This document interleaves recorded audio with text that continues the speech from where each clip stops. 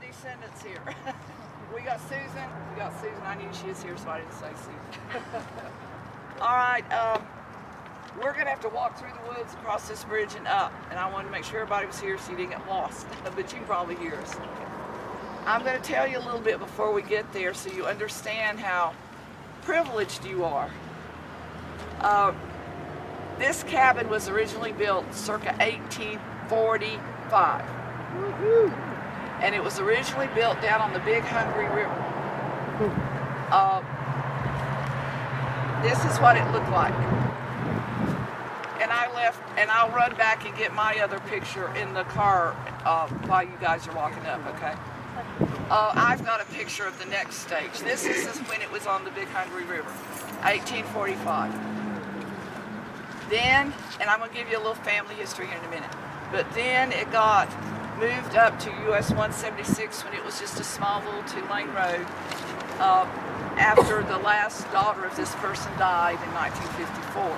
The Upward Community Club used it as a Appalachian Mountain art and crafts shop, and all these local people would make Appalachian Mountain arts and crafts. And I've got the picture of the postcard I'll show you. And they would sell their crafts out of this log house.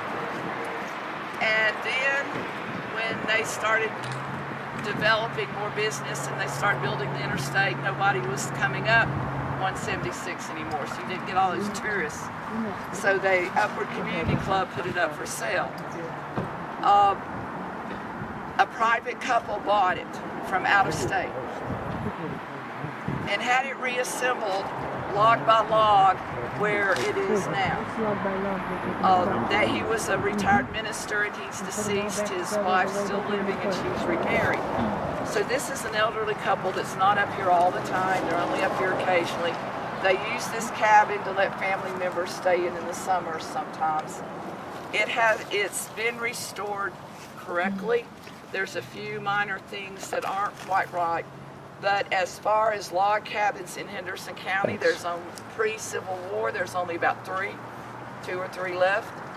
And of those 2 or 3, this is the only one that is still historically intact, as close as it can be.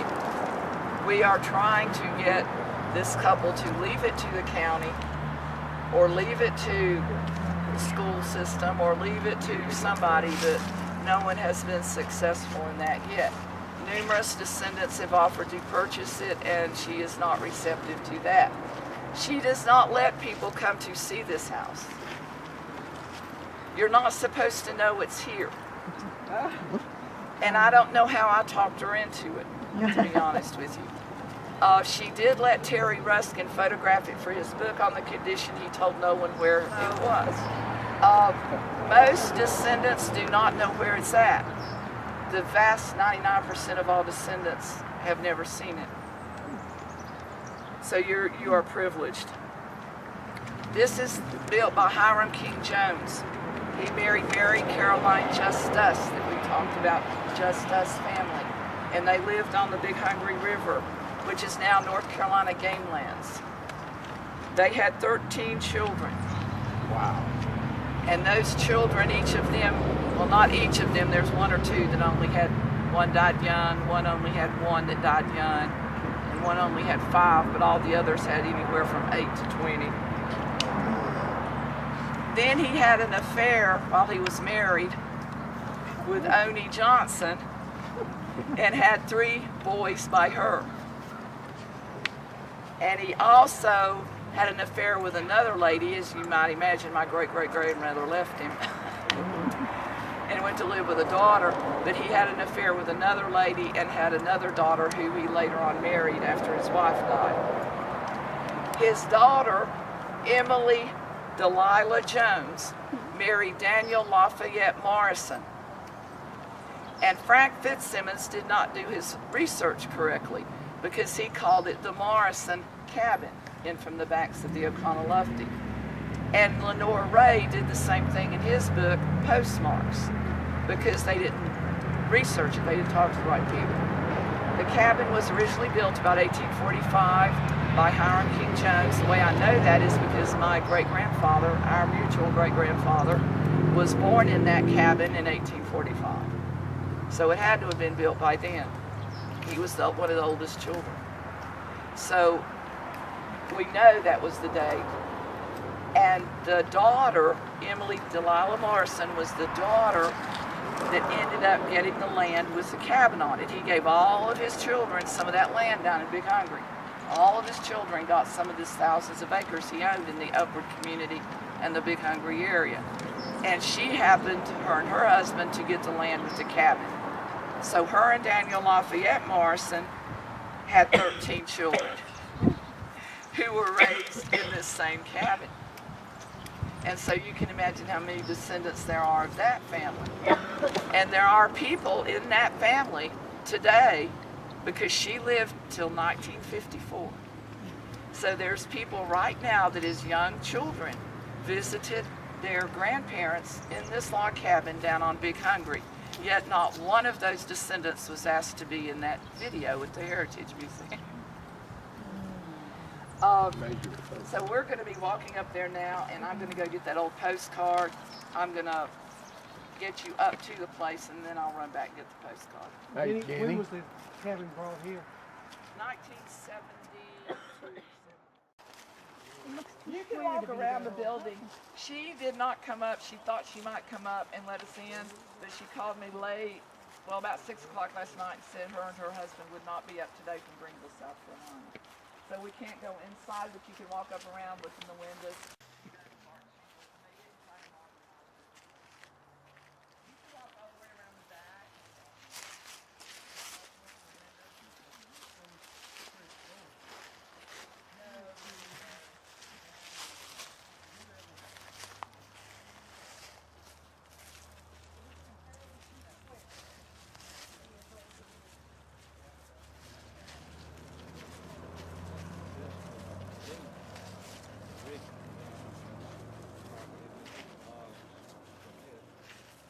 Okay, here's the postcard when it was used as the Appalachian Arts Craft, and it'll give you a better idea of what you're looking at. Yeah, when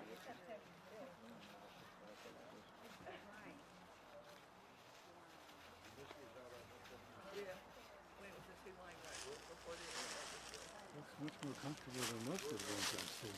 Looks like could make 4, 5, 6 rooms out of here. Big cabin. Yeah.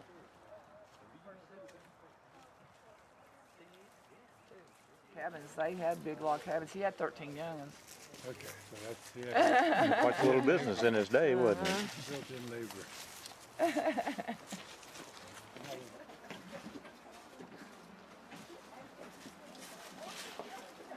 That's heavenly, isn't it?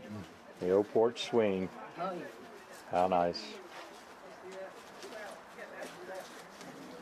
Our cabin still had the old tin roof on it. It didn't have the shingle like this.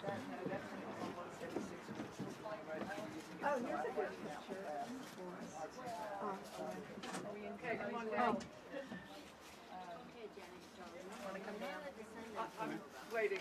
Oh, okay.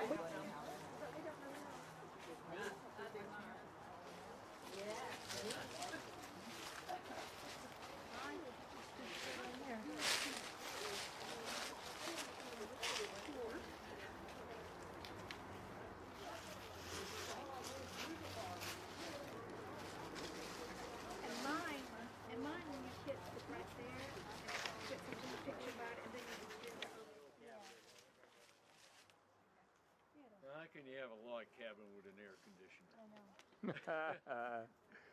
Yeah, you see that air conditioner right up there? Well, that's what we had. They're going over here. Yeah. Out of the window. Yeah. They have a washer and dryer hookup on the back.